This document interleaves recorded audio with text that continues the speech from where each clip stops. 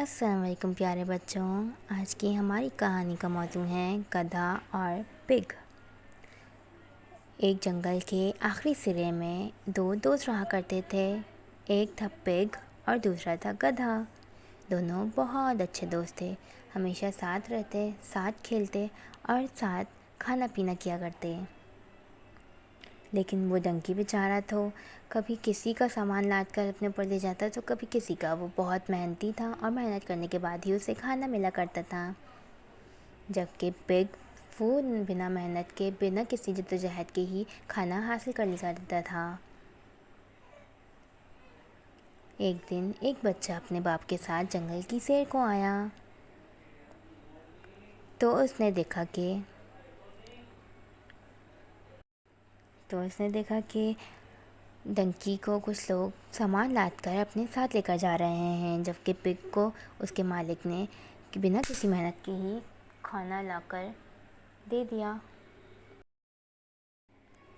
اس بچے نے اپنے باپ سے کہا کہ بابا، ڈنکی بیچارہ ہر وقت کام کرتا رہتا ہے، اتنی محنت اور مشقت کرنے کے بعد ہی اسے کھانا ملتا ہے، جبکہ یہ پگ ہر وقت بیٹھا رہتا ہے، اسے بنا محنت کے بھی اس کا مالک اس کو کھانا دے دیتا ہے اور اسے کوئی کام بھی نہیں لیتا۔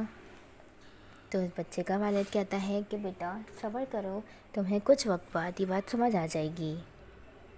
وقت گزرتا گیا اور پھر سردیاں آ گئیں تو ڈنکی کا کام تو ویسے ہی چلتا رہا، وہ بیچارہ ویسے ہی مشقت کر کے سارا سامان اٹھا کر محنت سے کھایا کرتا، مگر وہ جو پگ تھا اس کے مالک نے اسے بیچ دیا، کیونکہ جو کھانا اس کو ملا کرتا تھا وہ سردی میں جم جایا کرتا تھا، کیونکہ ہمیشہ کی اس کی گارنٹی تو نہیں تھی کہ وہ پگ ہمیشہ وہیں رہے گا۔ اس طرح اس بچے کو یہ بات سمجھ آ گئی کہ محنت اور مشقت کرنے سے ہمیں کنسسٹنسی ملتی ہے اور ہمیں اس بات کی گارنٹی ہوتی ہے کہ ہم سیکیور ہیں، ہماری یہ جاب ہے۔ لیکن جو پگ تھا اس کی تو کوئی گارنٹی بھی نہیں تھی کہ اس کا مالک اس کو ہمیشہ کھانا لا کر دے گا۔